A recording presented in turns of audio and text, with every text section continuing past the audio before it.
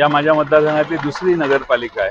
त्या ठिकाणी देखील प्रचंड मताधिक्याने विशाल शिंदे आणि तिथले 24 पैकी 23 उमेदवार हे आष्टा जनतेने निवडून दिलेले आहेत। तिथे बानामती किंवा लिंबू फिरवण्याचा प्रयत्न हा आष्ट्याच्या सुजाण सुशिक्षित आणि प्रगतिशील असणाऱ्या शेतकऱ्यांनी आणि सामान्य नागरिकांनी मोडून काढला। याबद्दल आष्ट्याचं विशेष अभिनंदन केलं पाहिजे। या वाळवा विधानसभा, इस्लामपूर किंवा ईश्वरपूर विधानसभा मतदारसंघ जो आहे हा विकासासाठी आणि अतिशय सुजाण नागरिकांचा प्रचंड मोठी इतिहासाची परंपरा असणारा हा मतदारसंघ तालुका आहे। इथं चांगलं काय आणि वाईट काय हे ओळखणारी चाणाक्ष मतदार आहेत। त्यांचा आशीर्वाद आज नाही 40 वर्ष सतत मला लाभलेला आहे आणि त्यांच्या आशीर्वादानेच मी इथंपर्यंत पोहोचलेलो आहे।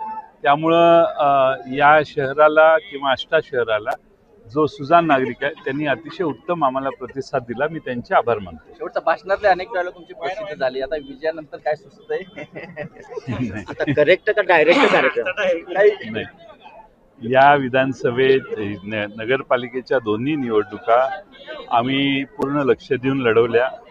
लक्ष देऊन मतदारांना विश्वासात घेतल्यावर यश मिळतं हा माझा विश्वास आहे आणि म्हणून आमच्या विरोधी प्रचंड आर्थिक कुमक देण्यात आली, प्रचंड आर्थिक प्रयत्न अनेकांनी केले, पण मला वाटतं की माझ्या मतदारांनी मला पुन्हा एकदा चांगला सक्षम असा प्रतिसाद दिलेला आहे। नगरपालिका ताब्यात घेतलेली आहे, आता महानगरपालिका सांगलीची उभा केली आहे, त्याकडे कसं बघता? मी चांगल्या दृष्टीने बघतो। महानगरपालिका सांगली शहर, सांगली मिरज कुपवाड महानगरपालिकामध्ये आणखीन बऱ्याच सुधारणा करायच्या आहेत, पण आम्ही आमच्या आघाडीच्या चर्चा चालू आहेत। त्या चर्चा झाल्यानंतर मी त्यावर बोलेन। आता इथून पुढे विरोधकांचा करेक्ट कार्यक्रम का डायरेक्ट कार्यक्रम? त्यांनी साथ सोडली, त्यांचा हा रील पण असं व्हायरल आहे झाला. की जिनी साथ सोडली त्यांचा टप्प्यात कार्यक्रम करू, ही रील व्हायरल झाली होती। मी काय त्याच्यावर भाष्य करत नाही। मला सर्वांच्या बद्दलच सहानुभूती आहे। पराभूत चिमणडांगे आमच्याबरोबर काम करत होते, त्यांनी तिकडे गेले नसते तर चित्र वेगळं दिसलं असतं। ठीक आहे, त्यांचा असा त्यांनी एक वेगळी भूमिका घेतली। मी त्यावर आजपर्यंत भाष्य केलेलं नाही, करण्याची आवश्यकता नाही। पण आनंदराव मुलगुंडेंसारखा एक चांगला सक्षम माणूस या शहराने निवडून दिला, या शहराचे लाख लाख आभार। उरण ईश्वरपूरच्या जनतेचे लाख लाख आभार मानेन मी।